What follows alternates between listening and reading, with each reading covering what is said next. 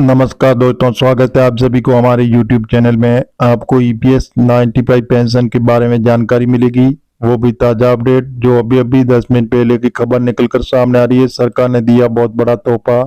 EPS 95 pension धारकों के लिए बहुत बड़ी खुशखबरी आ रही है। तो आप बने रहे हमारी वीडियो में शुरू से अंत तक, तो आपको ताज़ा खबर के बारे में जानकारी देंगे। जो EPS पेंशन के नियम में कुछ बदलाव किया गया है, जिससे संपूर्ण जानकारी आपको इस वीडियो में मिलेगी। EPF अकाउंटों से निकासी के लिए बदले नियम और पैसे विड्रॉ करने से पहले भी जान लें ये रूल्स। तो EPS पेंशन धारकों के लिए बहुत बड़ी खुशखबरी आ रही है। 4 बड़ी घोषणा भी हो चुकी है कि सरकार EPS 95 7,500 रुपये और EPFO का नोटिस PM का ऐलान भी हो चुका है कि जल्दी आपकी पेंशन बढ़ाई जाएगी। EPF अकाउंटों से निकासी के लिए बदले नियम, पैसे विड्रॉ करने से पहले जान ले ये रूल्स। EPFO में अगर आप कहीं नौकरी करते हैं तो आप हर महीने अपनी सैलरी का फिक्स अमाउंट EPFO में जमा करते होंगे। वैसे तो EPFO में जमा राशि रिटायरमेंट के बाद मैच्योर होती है, लेकिन जरूरत के समय EPFO से पैसे निकाले जा सकते हैं। EPFO अपने सदस्यों को सुविधा देता है कि मेंबर जरूरत के समय EPF फंड से निकासी करें। हालांकि आंशिक निकासी का एक सीमा तय की गई है। अगर आप भी EPF अकाउंट से पैसे निकालने की सोच रहे हैं तो बता दें कि हाल ही में EPFO ने निकासी नियमों में संशोधन किया। विड्रॉबल रूल्स जैसे 2024 में, जिसमें बहुत संशोधन किया गया है और EPS पेंशन प्रस्ताव भी पारित हो चुका है। अभी जो वित्त मंत्री का एक बड़ा ऐलान आ चुका है, जिसमें बताया जा रहा है कि 5,000 रुपये 25 लाख लोगों को मिलेगा। 5,000 रुपये की जैसे पेंशन के हिसाब से 25 लाख लोगों को 5,000 रुपये पेंशन मिलेगी और 40 लाख लोगों को 7,500 रुपये दिया जाएगा और 13 लाख लोगों को 9,000 रुपये पेंशन मिलेगी। तो आपको कितना मिलेगा पेंशन, इसके बारे में विस्तारपूर्वक आपको जानकारी मिलेगी। तो जी हाँ दोस्तों, जैसे EPF निकासी पर नियम EPFO ने बदल दिया है, तो EPF से आंशिक निकासी के लिए EPF सदस्यों को ऑनलाइन अप्लाई करना होगा। एजुकेशन, घर खरीदना या निर्माण, घर का निर्माण या शादी या इलाज के लिए निकासी की जा सकती है। तो EPFO को निकासी नियमों के अनुसार EPF धारक रिटायरमेंट से 1 साल पहले 90% तक निकासी कर सकता है। 90% की निकासी के लिए सदस्य की आयु 54 साल से ज्यादा होनी चाहिए।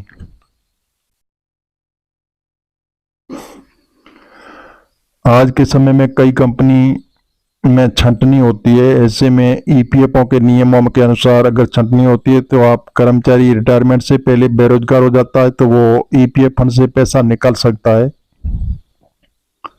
कर्मचारी 1 महीने के बेरोजगारी के बाद 75% और लगातार 2 महीने बेरोजगार रहने पर पूर्ण निकासी कर सकता है। वहीं नई जॉब लगने के बाद कर्मचारी बचे हुए 25% फंड को नए EPF अकाउंट में ट्रांसफर कर सकता है। वहीं अगर कोई कर्मचारी लगातार 5 साल तक EPF में योगदान करता है तो उसे निकासी के समय टैक्स बेनिफिट भी मिलता है। वहीं मैच्योरिटी से पहले निकासी पर TDS काटा जाएगा।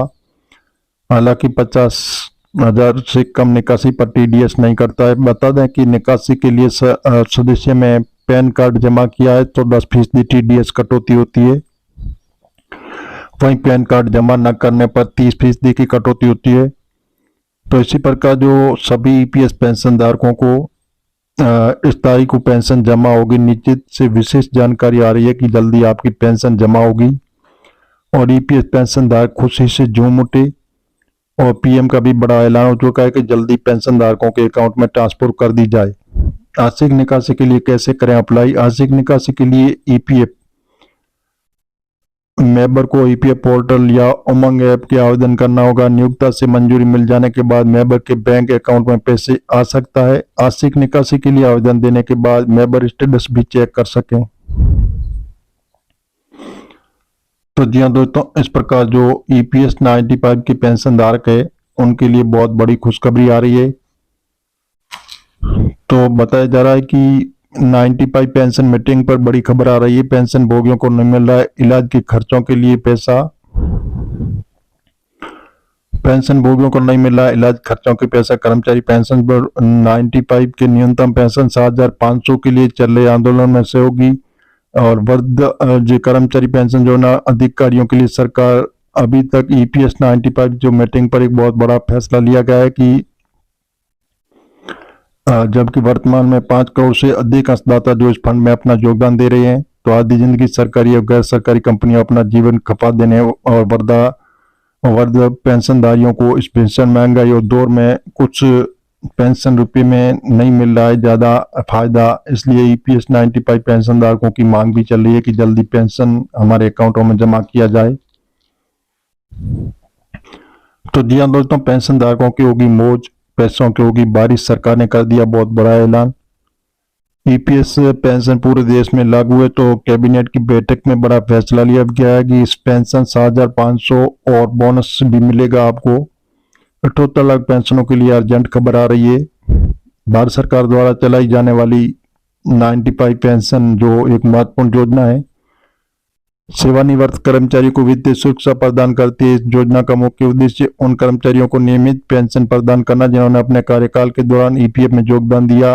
EPS 95 के तहत कर्मचारियों को एक निश्चित राशि हर महीने पेंशन के रूप में मिलती है। ये योजना उन लोगों के लिए विशेष रूप से फायदेमंद होगी जो निजी क्षेत्र में काम कर रहे हैं,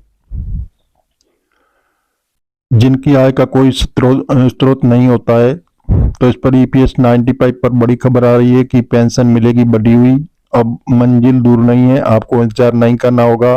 और EPS 95 के तहत मिलने वाली पेंशन की गणना कैसे की जाती है, तो न्यूनतम पेंशन कितनी होती है और इस योजना से जुड़ी अन्य महत्वपूर्ण जानकारियों पर चर्चा करेंगे। ये जानकारी केवल पेंशन के लिए नहीं बल्कि उनके परिवारों के लिए भी उपयोगी हो सकती है। पेंशन योजना का परिचय। EPS 95 यानी कर्मचारी पेंशन योजना 95 में एक सामाजिक सुरक्षा योजना है जो कर्मचारी भविष्य निधि संगठन EPF द्वारा प्रबंधित की जाती है। ये योजना कर्मचारियों को लाभ प्रदान करती है जिन्होंने कम से कम 10 वर्षों तक EPF में योगदान किया। इस योजना के तहत सेवानिवृत्ति के बाद कर्मचारियों को मासिक पेंशन मिलती है। इस योजना का नाम कर्मचारी पेंशन योजना 95 EPS 95 प्रबंधन कर्मचारी भविष्य निधि संगठन EPF और लाभार्थी EPF योगदानकर्ता। पात्रता अवधि न्यूनतम 10 वर्ष। सेवा पेंशन का प्रकार मासिक। न्यूनतम पेंशन 1,000 रुपये प्रति माह। अधिकतम उम्र सीमा 58 वर्ष। EPS 95 के तहत पेंशन कैलकुलेशन। EPS 95 के तहत मिलने वाली पेंशन की गणना एक विशेष फॉर्मूला के आधार पर की जाती है। ये फॉर्मूला कर्मचारी औसत वेतन और सेवा अवधि पर निर्भर करता है। औसत मासिक पेंशन अंतिम 60 महीनों का औसत वेतन और सेवा वर्ष कुल सेवा वर्ष में जिसमें कर्मचारी EPF में योगदान दिया हो। उदाहरण के तौर पर मान लीजिए किसी कर्मचारी को 60 महीनों का औसत वेतन 15,000 रुपये था, उसे 20 वर्षों तक सेवा की तो उसकी मासिक पेंशन होगी। न्यूनतम और अधिकतम पेंशन। EPS 95 की न्यूनतम मासिक पेंशन 1,000 रुपये निर्धारित की गई है, हालांकि अधिकतम पेंशन को स्पष्ट सीमा नहीं है। तो जी हाँ दोस्तों, हम मीडिया आधारित आपको बता रहे हैं, सरकार से अभी हाल फिलहाल ऐसी घोषणा नहीं हुई है। आप कोई भी निर्णय लेने से पहले सरकारी ऑफिशियल वेबसाइट पर जाकर जानकारी ले सकते हैं और मिलेंगे नई जानकारी के साथ। नई और पहली बात तो चैनल को सब्सक्राइब कर लीजिए ताकि इसी प्रकार की नई जानकारी सबसे पहले आपको मिलती रहेगी।